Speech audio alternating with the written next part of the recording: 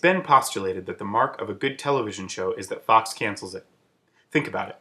Firefly, Undeclared, Firefly, The Chicago Code, anything else by Joss Whedon, Firefly. You might have already known this, but what you might not have known was that Scribble Theology was actually produced by Fox, which canceled me back in August, leaving unaired the episode that would have explained all of the questions that I left unanswered. But then an uprising by fans got the show picked up by... I lost interest in that joke before I finished writing it. Right, business.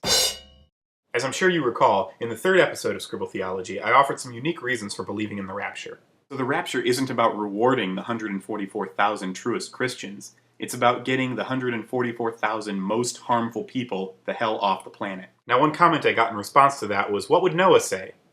Actually, it was written, what would Noah say, but I assume that was a typo.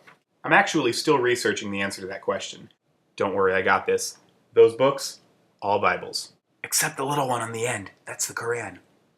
But ruminating on it gave me the inspiration for this episode, in which I will talk about Noah, Hercules, and science fiction.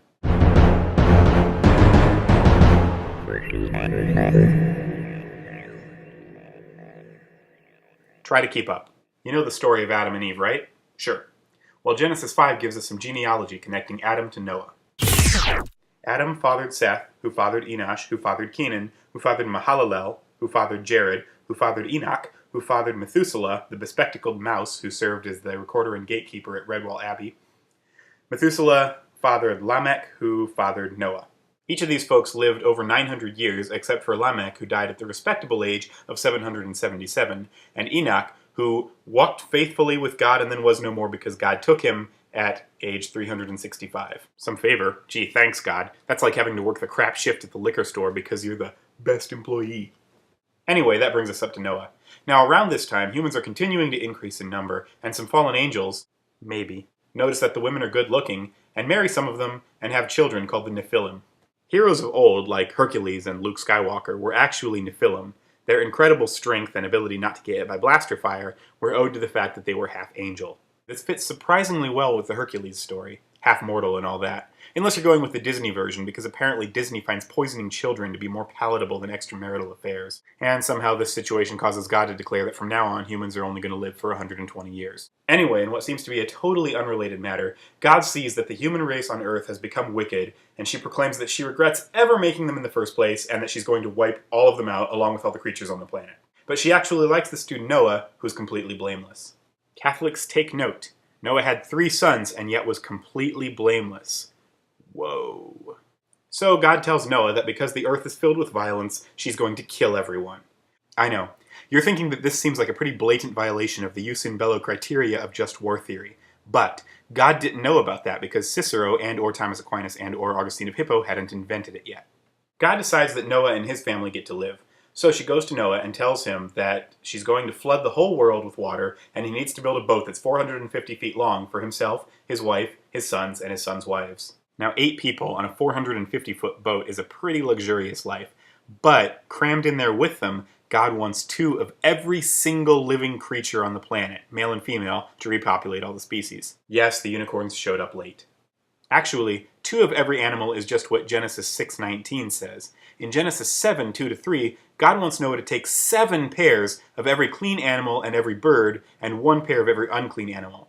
Also, every kind of food on the planet. So the ark's starting to feel a little crowded. Now there are 2 theories as to how Noah managed to fit that many animals onto one boat.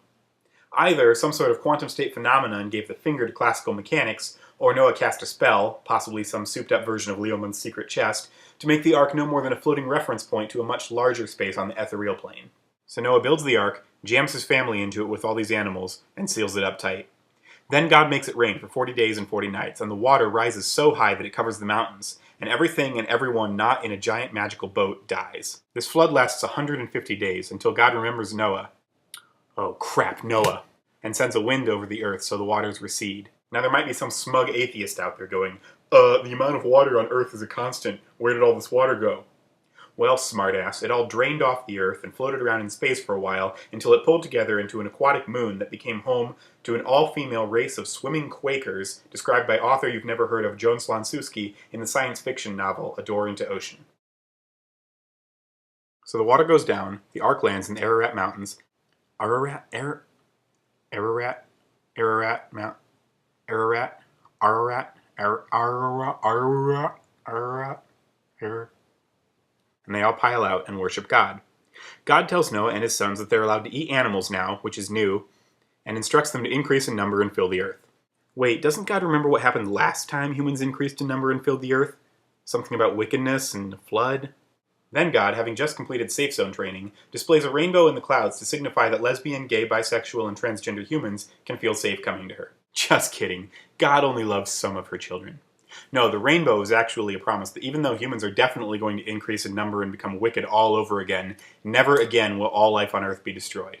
Wait, I said that wrong. Never again will all life on Earth be destroyed in a flood. Tricky God. Are you a landlord? One more thing. Remember this?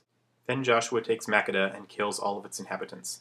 Then he takes Libnah and kills all of its inhabitants. Then he takes Gezer and kills all of its inhabitants. Then he takes Eglon and kills all of its inhabitants. Then he takes Dabir and kills all of its inhabitants. Ever wonder why all those Canaanites had to be wiped out? Here it is. First thing Noah does in this empty new world is plant a vineyard, make some wine, and get drunk. Like pass out naked in his tent with the flap open drunk. His youngest son, Ham, the father of Canaan, accidentally sees Noah naked.